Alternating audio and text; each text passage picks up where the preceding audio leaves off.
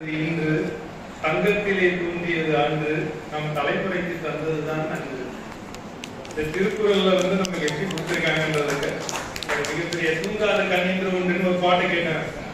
அதை கேட்டபோது இது எழுதும் கொடுத்து முப்பாதா என்று ஒன்று திருக்குறளாய் வாழ்கிறது இன்று தங்கத்திலே தோன்றியது அன்று நம் தலைமுறைக்கு தந்ததுதான் நன்று.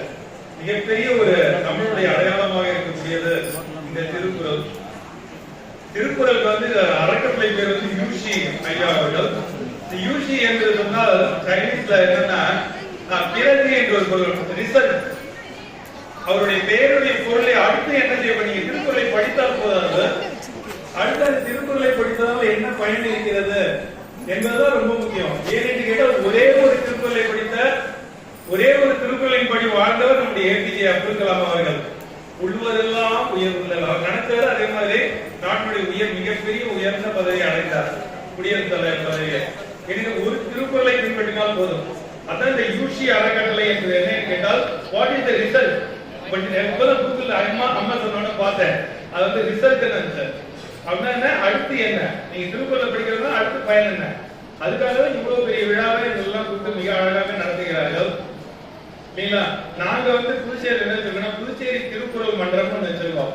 மிகப்பெரிய மன்றம், கம்பன் கழகம் மாதிரி. அதுல என்ன எங்களுடைய கொள்கை என்று சொன்னால், இல்லந்தோறும் திருவள்ளுவர் உள்ளந்தோறும் திருக்குறள்.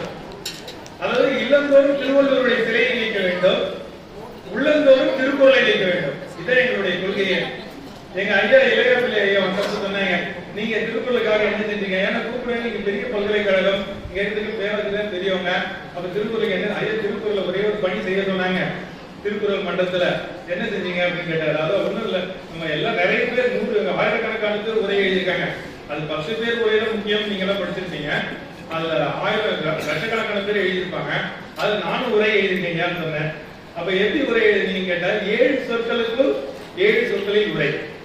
ஏன்னா நம்ம மாணவர்கள் ரொம்ப எளிமையா படிக்கிறது சொல்ல 7 சொல்ல நம்ம எழுதியிருக்காரு திருவள்ளுவர். அது 7 சொற்களில் உரை எழுத வேண்டும் என்ற ஒரு முயற்சியா எழுதினா அது புதுமக்கள் நிறைய பாராட்டாங்க. புதுமை என்று சொன்னா வேற ஒன்றும் இல்ல, புதுச்சேரி திருக்குறள் மன்றம்.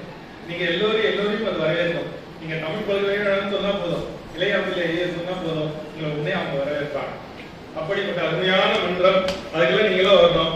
ஆனா உங்களுக்கு எல்லாம் எதுவும் சொல்ல தேவையில்லை. இங்க தமிழை பற்றி சொல்ல வேண்டும் என்ற அவசியம் இல்லை. ஏன்னா நீங்க அதிக ஊர்னாங்க இல்லையா. ராஜராஜ சோழன் இல்லாமல் தமிழகம் இல்லை, தஞ்சை இல்லாமல் தமிழகமே இல்லை, ராஜராஜ சோழன் இல்லாமல் மன்னர் வரலாறு இல்லை, அதுபோல் நம்முடைய தமிழ் பல்கலைக்கழகம் தமிழ் வளர்ச்சியே இல்லை என்று சொல்லக்கூடிய அளவிற்கு மிக அருமையான பணியை நீங்கள் செய்து கொண்டிருக்கிறீர்கள். இருக்கக்கூடிய பேராசிரியர் பெருமக்கள் பெருமை எல்லோருமே அந்த பணியை மிக அழகாக செய்து கொண்டிருக்கிறீர்கள். உலகமே பானை எப்படி நம்ம 11:40 வரைக்கும் பேசுறாங்க, அதான் அது வரைக்கும் பேசுறேன். அதுக்குள்ள யாராவது அந்த தம்பி வாசிகள் மின்ட்டா தான் முடிச்சிருவேன் இல்ல. அப்ப எனக்கு என்ன, நாங்க 45 நிமிஷம் 1 மணி நேரம் எளிமையா பேசுவோம். யாரை நின்று நல்லா சட்டம் நிறுத்துவோம். அதனால 11:40 சரியா நிறுத்துவேன். அதுக்கு கேட்கலாங்க. ஏன்னா நீங்க குறிப்பு வேற எடுக்கணும், அடுத்த புத்தகம் வேற வருது. ரொம்ப பெருமையான விஷயங்களா ஒரு நிகழ்ச்சியை நடத்திட்டு போவாம அதை எப்படி அழகா பதிவு செய்யறாங்க. அதான் இந்த பேராசிரியர் பெருமக்களுடைய சிறப்பு. அப்படி மிக அழகாக செய்து கொண்டிருக்கிறார்கள். உங்களுக்கு தெரியும், பானை உலகமே பானை செய்ய தெரியாத போது பானை செய்வதற்கு எப்படி என்று முயற்சி செய்து கொண்டிருக்கிற போது யானையை வைத்து போட்டியிட உரையிலும் நம்ம தமிழர் தான் இல்லையா. யானை வைத்து அரசர்கள் போட்டியிட ஒரு உலகத்துல யார் போட்டியிட நம்ம தமிழர்கள் தான். அப்படிப்பட்ட பெருமையோடு நம் தமிழகத்தில் இருக்கக்கூடிய நாம் தமிழை படிக்கிறோம் என்று சொன்னாலே அது ஒரு பெருமை. உலகிலேயே மூத்த மொழி நம் தமிழ் மொழி. கல் தோன்றி மண் தோன்ற சொல்லியிருக்க, நிறைய படிச்சிருக்கீங்க. அப்படின்னா எல்லா மொழிகளுக்கும் அன்னை தமிழ் தான். ஆனா அந்த அன்னை மொழி என்ன ஆயிடுச்சு, எங்க ஒரு ஓரமா ஒதுங்கி விட்டது. காரணம் என்ன, தமிழ் ஓரமா உலகம் ஃபுல்லா தமிழர்கள் இருக்காங்க, ஆனா உலகம் ஃபுல்லா தமிழ் இருக்கிறதா? அது காரணம் யாரு? நாம் இல்லாம நீங்களும் நல்ல விதை விதைக்கிற பையன் விட சொன்னாங்க, அவர் விதைச்சா நீங்க மரம் ஆயிடுச்சு. அதே மாதிரி நீங்க தமிழை எங்கே விதைக்கிறீங்களோ அதெல்லாம் நாளைக்கு மரம் ஆகும். அதுக்காக ஒரு முயற்சி தான் இந்த விழாக்கள் எல்லாமே இல்லையா. நீங்க எல்லாம் பேராசிரியர்களுக்காக மறந்துருங்க, மாணவர் நீங்களும் நானும் மட்டும்தான் இருக்கும். அதான் நீங்க தைரியம் பதிலாம். தமிழை தேன் என்று சொல்கிறார்கள், ஏன் தெரியுமா? பதில் சொல்லுங்க. சொல்ல மாட்டீங்களா? ரொம்ப தடாகமா இருக்கக்கூடாது சொல்ல. தமிழை தேன் என்று சொல்வார்கள், ஏன் தெரியுமா? நீங்க தமிழ் தமிழ் என்று பலமுறை சொல்லி பாருங்கள். அமிழ்து அமிழ்து அமிழ்து தமிழ் தமிழ் தமிழ் தமிழ் தமிழ் வருதா? அப்ப தமிழ் தமிழ் தமிழ் தேர்ந்து சொல்லலாம் தானே? இப்போ எல்லாம் ஒரு மொழி வந்தீங்க இல்லையா? ஏன் இப்போ தமிழை தேர்ந்து சொல்லி இப்போது சொல்ல முடியுமா? பொருள் சொல்லுங்க. சொல்லிட்டேன் நானு. நீங்க பொருள் சொல்ல முடியுமா யாராவது மாணவர்கள்? ஏன் தமிழை தேர்ந்து சொல்றோம்? சொல்லுங்கம்மா. ஆசிரியர் தப்ப சொல்லுங்க. திட்ட மாட்டாங்க, வகுப்புகளுக்கும் திட்டுவாங்க. தமிழை ஏன் தேர்ந்து சொல்கிறோம்? தப்பு சொல்ல பரவாயில்ல, நானும் தப்பா சொல்லிதான் மேல வந்தேன். சரி பரவாயில்ல, நான் சொல்றேன். அப்ப போக வந்துருவீங்க. தமிழை தேன் என்று ஏன் சொல்கிறோம் என்றால், தேன் கெடாத ஒரு பொருள். தேன் எப்போதுமே கெடாது, தமிழில் எப்போதுமே கெடாது. இல்லையா? அது மட்டுமல்ல, தேனுடன் எது கலந்தாலும் அது கெடாது. சரிங்களா? தேன்ல நெல்லிக்காய் கூட அது கெடாது, எது தேன்ல போட்டாலும் கெடாது. அது மாதிரி தமிழன் எந்த மொழி சேர்ந்தாலும் அந்த மொழியும் கெடாது, அதுவும் வாழும். சரிங்களா? இது தமிழ் சேர்ந்தா தமிழ் எப்போ தனித்து நிற்கும், அது கூட எந்த மொழி சேர்ந்தாலும் அதுவும் வாழும். பஸ் கண்டக்டர் இதெல்லாம் சொல்றோம்ல, நம்ம அப்படியே வந்து பஸ்ல பேருந்து போட்டு நடத்துற இடம் சென்று தந்து ஒரு பயணி சீட்டு கொடுங்கள் அப்படின்னு சொன்னா எங்க ஹாஸ்பிட்டல்ல படிக்கலாம். நம்ம கேட்கறதுல எல்லாம் தமிழாக்கிட்டோம்ல, ஆங்கிலத்தை கூட. அப்படி எந்த மொழி சேர்ந்தாலும் சரி. இப்போ ஒரு கேள்வி கேட்க யாராவது சொல்லுங்க. தமிழ் தேனை விட உயர்ந்தது ஏன் தெரியுமா? சொல்ல மாட்டீங்களா? உங்களுக்கு தெரியும், ரொம்ப தவறாக சொல்லணும். என்னன்னு கேட்டீங்கன்னா, தமிழ் தேனை விட உயர்ந்தது ஏன் என்று கேட்டால், தேன் என்பது சாப்பிட்டால் திகைக்கும், தமிழ் படிக்க படிக்க திகைக்கும். இல்லையா? அப்படிப்பட்ட பெருமையுடைய தமிழ். அப்படி சொல்லும் போது இல்லையா? தமிழ் சொல்லும் போது கும்பகர்ணன் எடுத்தாங்க இல்ல, கும்பகர்ணன் வந்து விழா நிலை கடந்த நெடுமுதல் கோபுரத்து அலை கடந்த இலங்கை அண்ணலை ஓர் கிளை ஒரு கொலை கிடந்த வேல் கும்பகர்ணன் ஓர் மலை கிடந்தது போல வணங்கினார். சிட்டர் செய்த கூட சிறுமி செய்தாய் மட்டவிழ் மலர் குழினாய் இனிமன்னார் விட்டுமே எளிய மாதா அவர் பட்டியது மேல மையோ மரகதமோ மறிகடலோ மழை முகிலோ ஐயோ இவனுடைய என்பது அழிய ஆரம்பியாது. தமிழ் விளையாட அது கவி சக்கரவர் இல்லையா? அப்படி நிறைய தமிழ்ல இருக்கு. அதாவது நான் தமிழ் படிக்கிறோம் சொன்னா அது பெருமைப்படும். முதல்ல நீங்க பெருமைப்பட்டாலே போதும், தமிழ் நம்ம வந்து அரவணைத்து சொல்லும். அப்புறம் நீங்க நினைச்சாலும் அது உங்களை விடாது. அப்படிப்பட்ட மொழி நம்முடைய தமிழ் மொழி. அதற்காக இங்க மிக சிறப்பாக பணியாற்றி கொண்டிருக்கக்கூடிய பெரியவர்கள். அதுல பாத்தீங்கன்னா ரொம்ப அருமையான திருக்குறள் தான். ஏனென்றா உலகத்துக்கே பொதுமறையாதுதான். உலகத்துக்கே பொதுமறையாக இருக்கக்கூடிய நம்முடைய திருக்குறள். அதனால்தான் உலகிலேயே அதிகமாக மொழிபெயர்க்கப்பட்ட நூல் பைபிள். பைபிள் தான் அதிகமாக மொழிபெயர்க்க. ஆனால் சுயநலம் சார்ந்தது. ஏனென்றா என்னுடைய மதத்திற்கு அது. ஆனால் இரண்டாவதாக இருக்கக்கூடிய நம்முடைய திருக்குறள் தான் எல்லா மக்களும் என்னுடைய மக்களுக்காக மொழிபெயர்க்க வேண்டும் என்று மொழிபெயர்க்கப்பட்டுதான் திருக்குறள். அப்படி நினைப்போம்ல, நம்ம வீட்டு குழந்தைகளுக்கு ஏதாவது சாக்லேட் ஐஸ்கிரீம் வாங்கி கொடுப்போமா? அதெல்லாம் சாப்பிட்டு ஜுரம் வந்துடும், அடுத்து நல்ல பொருளை வாங்கி கொடுப்போம் இல்லையா? அதே மாதிரி செய்யக்கூடிய பணியை தான் இப்பொழுது 37 மொழிகளில் மொழிபெயர்த்திருக்கிறார்கள் என்று சொன்னால் அது எவ்வளவு பெரிய திறனை திருக்குறள் பாருங்க. அப்படிப்பட்ட திருக்குறளை பற்றி தான் வெளிநாட்டுக்காரமா நிறைய பணம் போயிருக்காங்களே. இப்ப பாருங்க, அவருக்கு மிகப்பெரிய புண்ணியம் இந்த யூனிவர்சிட்டி. என்ன கேட்டீங்கன்னா, நம்ம தமிழ் பள்ளியில் குழந்தைகளுக்கு திருக்குறளை கலக்க வேண்டும். அவர் சைனாக்காரர், அவருக்கு என்ன அப்படின்னு அர்த்தம், இங்க இருக்கவங்களுக்கு சைனா போறதுக்கு ஒரு வாய்ப்பு செஞ்சு கொடுக்குறாங்க. நீங்க திருக்குறளை வைத்துக் கொண்டு சைனா செல்ல முடியும், ஜப்பான் செல்ல முடியும், உலக நாடுகளுக்கு எல்லாம் செல்ல முடியும். எந்த மொழியிலெல்லாம் மொழிபெயர்க்கப்பட்டது அது மிகப்பெரிய பெருமை தானே. அடுத்து தலைமுறை ஆற்றிய அம்மா அவர்கள் இல்லையா, பாரதத்திற்கே ஒளி வீசக்கூடியவர் பாரத ஜோதி அம்மா. அது மிக அழகான ஒரு நோக்க உரையாற்றினார்கள்.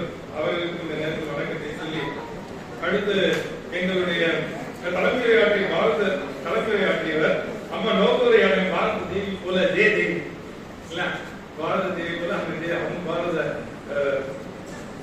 ஜோதி இருந்தாங்கல்ல அவங்க. அது மாதிரி அடுத்து பாத்தீங்கன்னா எங்களுடைய பேராசிரியர் இல்லையா, அவர் பார்த்து அவர் எப்பவுமே அன்பா பழகுவாரு. அவரை பத்தி எல்லாருக்கும் தெரியும், அவர் தாய் உள்ளம் கொண்டவர். ஆனா இன்னைக்கு அவருடைய ரூம்ல பார்க்கும்போது தான் தெரிஞ்சது, அன்புள்ளம் கொண்ட தாய் அறிவை கற்றுக் கொடுக்கும் தந்தை. அழகு கொடுத்தீங்க உங்க ரூம்ல ஒரு யாரும் ஒரு வாழ்த்துறை கொடுத்திருக்காங்க. அவரை இவரை பாராட்டுவது எனக்கு பெருமையே கிடையாது. ஏன்னா அவர் நல்லா தெரியும், அதனால பாராட்டுறோம். எங்களுக்கு இருக்க பேராசிரியர், அவர் கூட பேராசிரியர், ஆனா நாங்கெல்லாம் ஒரே மாதிரி தான் இருப்போம். அது பெருமை அல்ல. ஆனா நான் பாராட்ட வேண்டிய யாரை கேட்டீங்கன்னா அவருடைய பெற்றோர்களை தான். ஏன்னா அம்மா பேசும்போது சொன்னா பாருங்க, அவர் எந்த வேலை சொன்னாலும் இலக்கியவே மாட்டார். அவர் இளையா பிள்ளை, எந்த காலத்துல அவர் இலக்கிய மாட்டார். இளையா பிள்ளை ஐயா அவர்கள் எந்த தமிழ் பணி என்று சொன்னாலும் மிக அருமையாக செய்யக்கூடியவர். அவரையும் இந்த நேரத்தில் வணங்கிக் கொண்டு அடுத்து கேரள பல்கலைக்கழகத்தின் அடையாளமாக இருக்கக்கூடியவர்களுடைய ஜெய கிருஷ்ணன் ஐயா. ஐயா பார்த்தா ஐயா உங்களுக்கு ரொம்ப பெருமைங்க, என் பேர்ல பாத்திருக்கேன் அடுத்த காலையில ஐயா அவரு நூல்கள் போட்டிருக்காங்க. ஒரு நூலை நான் நூலை கொடுக்குறேன்னா அவர் நூலை கொடுக்குறேன். அவருக்கு இந்த நேரத்தில் வணக்கத்தை சொல்லி அடுத்து மத்திய பல்கலைக்கழகத்தில் சூரியன் போல இருக்கக்கூடிய ஐயா காலையிலே வந்துருவாங்க. ஐயா வந்து எத்தனையோ தடைகள், அதுல ஒரு கார் தடையும் கூட, அதை கூட மீறி வந்திருக்காங்க. அவர்களையும் இந்த நேரத்தில் வணங்கி அருமையாக வாழ்த்துறை கொண்டு வந்ததற்காக வந்திருக்கக்கூடிய நன்றியுதான் தனலட்சுமி அம்மா. அவங்க ஐயா பேசும்போது இளையா பிள்ளை சொல்லும் போது சொன்னேன், தனலட்சுமிக்கு ஒரு காலத்துல ஒரு செயலை கொண்டு அவங்க இருப்பது. ஏன்னா அவங்க பேர் தனம் இருக்குங்க, செல்வம் வந்து எல்லா காலையும் சிறப்பாக முடியல. அப்படிப்பட்ட சிறப்பான பேர் அவர்களையும் இந்த நேரத்தில் வணங்கி நீங்க இந்த கேள்விக்காக பதில் சொல்லணும். நிச்சயமா நீங்கள் யாராவது வரும்போது நட்சத்திரத்தை பார்த்தீர்களா? பாத்தீங்களா? யாரும் பார்க்கலையா? பாத்தீங்களா இல்லையம்மா? ஏனென்றால் நீங்க யாருமே நட்சத்திரத்தை பார்த்திருக்க முடியாது. ஏன் என்று கேட்டால் அனைத்து நட்சத்திரங்களும் இந்த அரங்கத்தில் உட்கார்ந்து கொண்டிருக்கின்றன. அப்படிப்பட்ட மாணவர்கள்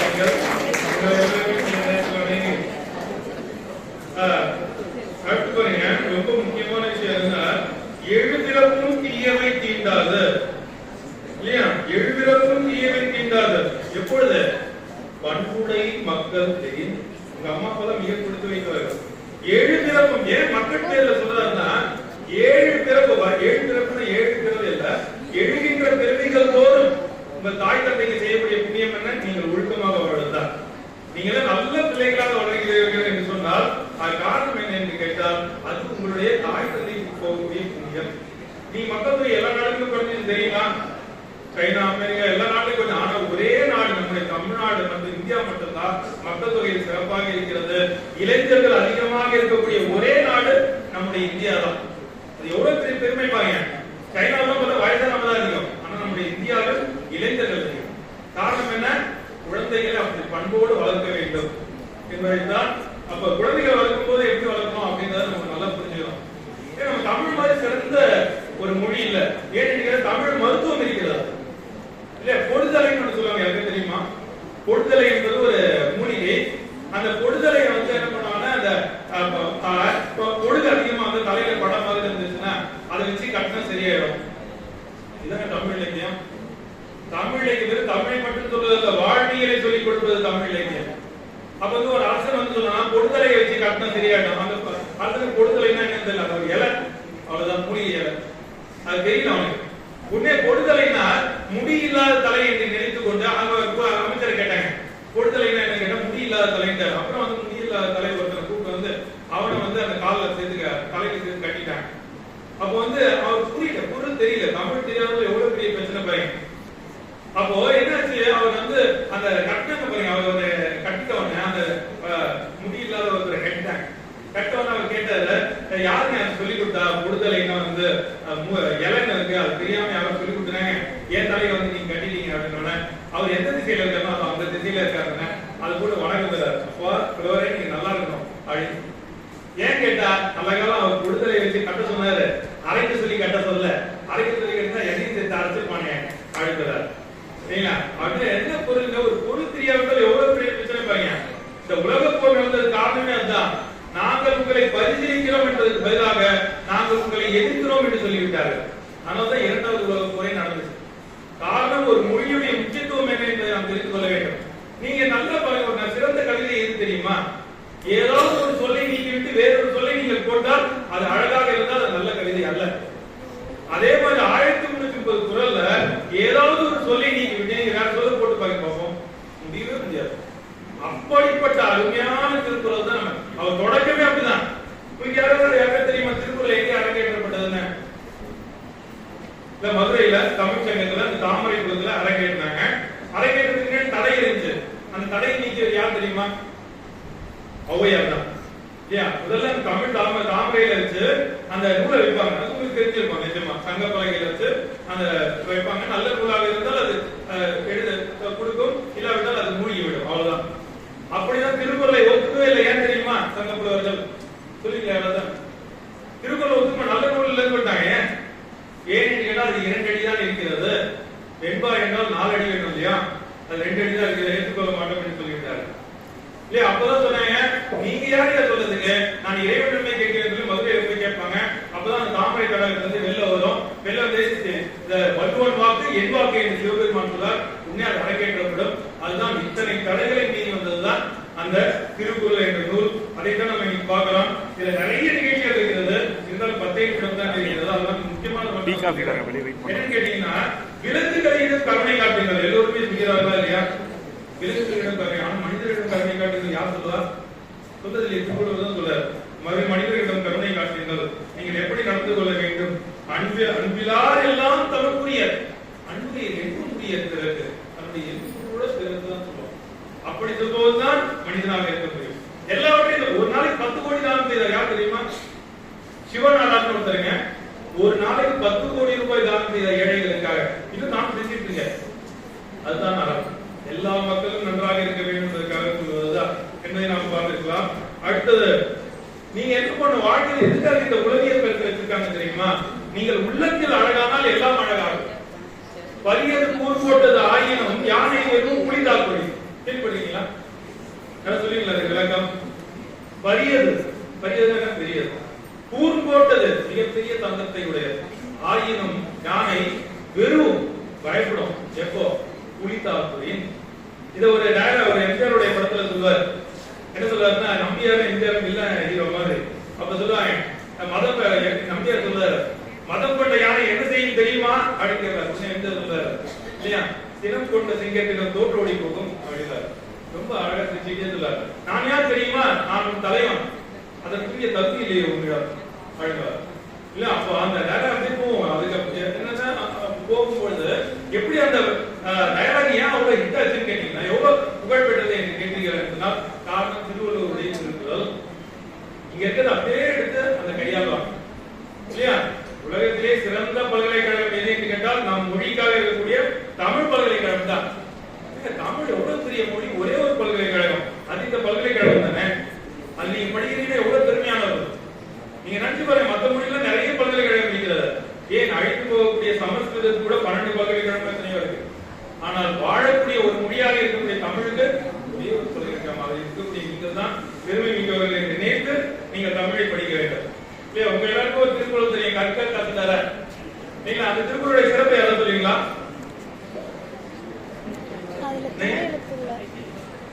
ஆமா ஆமா, நான் பொருள் கேட்கல, சிறப்பு கேட்டேன். நீங்க கட்டாயம் பொருள் சொல்லுவீங்க. ஏன்னா நீங்க தமிழ் படிக்கிறீங்க. கற்க கத்துத்தர, கற்போதை கற்ற நிற்க அகத்துக தன்னத்தனன தன்னத்தனன. என்ன சிறப்பு தெரியுங்களா? இந்த ஒரு திருக்குறளுக்கு மட்டும்தான் கால் இல்லை. கால்களை பாருங்க, கற்க கசடர, கற்பவை கற்றபின் நிற்க அதற்கு தக. அப்போ எல்லாமே என்ன பண்ணுது? நீங்க உங்க சொந்த காலில் நிற்க வேண்டும் என்று சொன்னால் நீங்கள் கற்க. எப்படி கற்கணும்? கசடர கற்க. எப்படி படிக்கணும்? கற்றபின் கற்க இல்லையா? அது அதற்கு தக கற்க. எல்லாமே ஒவ்வொரு சொல்ல சேர்த்து பாத்தீங்கன்னா அழகா வரும். கசடர கற்க, கற்றபின் கற்க, அதற்கு தக கற்க. எல்லா சொல்லையும் முன்னாடி பாத்தீங்கன்னா அப்படி நீங்கள் படித்தால் வாழ்க்கையில் மிக அழகாக நீங்கள் வெற்றி பெற்று விட முடியும் என்பதை நாம் பார்க்கலாம். அதே மாதிரி தர்மத்தின் சில அறந்தான் மனிதனுக்கு சொல்றது இந்த திருக்குறள். இல்ல தர்மன் சிறந்தவனா கர்மன் சிறந்தவனா? யாரும் சொல்லுவீங்களா? தானத்துல கர்மன் தான் சொல்லுவேன். ஏன் என்று கேட்டால் ஆனா பேர் கர்மன் தானே. தர்மம் தான் சிறந்தவனா இருக்கணும். ஆனா கர்மன் தான் சிறந்தவன். ஏன் தெரியுமா? தருமன் என்பவன் தானம் செய்யணும்னா எல்லாரும் இந்த மலையை, ஒரு பெரிய மலை கொடுத்தா, தங்க மலையை கொடுத்துட்டு நீங்க தானம் செய்யுங்கன்னு சொல்றாங்க. உடனே தர்மன் வந்து எல்லாரும் 4 தம்பி அண்ணன் தம்பிங்களை கூப்பிட்டாரு, எல்லாரும் உடச்சு கொடுங்க, நான் வர ஏழைகளுக்கு சொன்னார். அது மாலை நேரத்துக்குள்ள முடிக்கணும். அதே பணியை யார்கிட்ட கொடுத்துருக்காரு? கர்ணகிட்டே கொடுத்துருக்காரு. கிருஷ்ணர் 2 பேர்ல கொடுத்தாரு. அப்போ அவன் வந்து மாலை நேரத்தில் முடிச்சுட்டு வந்து சொல்றான், தர்மன் நான் எல்லா மலையும் தானம் செய்து வச்சேன் ஏழைகளுக்குன்னு சொல்றான். அப்ப நான் தானே தெரியவன, இல்லப்பா நீ ஒவ்வொரு நேரம் சாயங்காலம் 5 நிமிஷம் செஞ்சுட்டு போயிட்டான் கர்ணன் அப்படின்னா. எப்படி செஞ்சான் கேட்டா, தங்கமலை தானத்தை ஒரு ஏழை கொடுத்தான், இனிமே இந்த மலை கூட நான் சொல்றான். ஒரே நுழைய தானம் செய்தான், அவன் தான் கர்ணன். அப்ப அறம் என்பதை எப்படி செய்ய வேண்டும் என்பதை நாம் புரிந்து கொள்ள வேண்டும். அப்படி செய்தால்தான் அறம் என்பது நிலைக்கும் என்பதை இந்த இதன் வழி தெரிந்து கொள்ளலாம். மடியுளால் மாமுமணி என்பர் மடியிலால் தாவுளால் தாமரையினால். நீங்க முயற்சி வேணுங்க. முயற்சி இருந்தால் எதையும் செய்யலாம் இல்லையா? முயற்சி தான் முக்கியம். அந்த முயற்சி எதனால வரும்? பயிற்சியால் வரும். சோம்பேறி தன்னால் வராது. எப்படி நம்ம தன்னம்பிக்கை வளரணும்னா, நீங்க எப்போ சோம்பல யார் சூரியன் உதிப்பதற்கு எழுதுகிறீங்களோ அவர்கள் எல்லாம் சூரியன் போல் ஒளிர முடியும். இதுதான் அந்த உலகியல் சொல்லக்கூடிய கருத்துக்கள். வீணை என்ன தெரியுமா? வியர்வை என்பது உழைப்பினுடைய முத்துக்கள் தான் வியர்வையாக வருகிறது. அதனால முத்து எங்க கிடைக்கும்? சிட்டுக்குள் தான் முத்து கிடைக்கும். ஆனால் உழைப்பாளியின் வியர்வை வெளியிலிருந்து தான் கிடைக்கும். அந்த வியர்வை தான் முத்துக்கள், அவைதான் உழைப்பாகின்றன, அவைதான் இந்த உலகத்தை நடத்தி கொண்டிருக்கின்றன என்பதை நாம் தெரிந்து கொள்ளலாம். இப்படி நிறைய எப்பொருள் எத்தன்மை தாயும் அப்பொருள் மெய்ப்பொருள் காண்பது அறிந்து இல்லையா? ஒரு நிகழ்ச்சியோட முடிச்சிடறேன், நிறைய இருக்க நான் இதோட முடிச்சிடறேன். எது இருந்தாலும் உண்மையை கத்துக்கணும். எப்படி ஒரு குழந்தைய கூப்பிட்டு பரிசையா குழந்தைகள் அமர்ந்திருக்கின்றன, ஒரு ஆசிரியர் கேட்கிறாங்க, உனக்கு என்ன வேணும்னு சொல்லி, A for apple, B for biscuit, C for cat அதெல்லாம் சொல்லி கொடுத்துருக்கோம் இல்லையா? அதே மாதிரி அந்த ஆசிரியர் கொடுத்தாங்க. அப்போ முதல் குழந்தை என்ன கேட்கிறாங்க, உனக்கு என்ன வேணும்? ஏ ஃபார் ஆப்பிள். ஆப்பிள் சொல்லணும்னா அந்த குழந்தைக்கு என்ன கொடுத்தாங்க? ஆப்பிள் கொடுத்தாங்க. பி ஃபார் என்ன? B for biscuit. அந்த குழந்தை பிஸ்கெட் சொல்லாத உடனே அடிச்சுட்டாங்க அந்த குழந்தைய. ஆனா எனக்கு அந்த குழந்தைக்கு என்ன தெரியாது, பிஸ்கெட் பிடிக்காது. அது பிடிச்சது என்ன?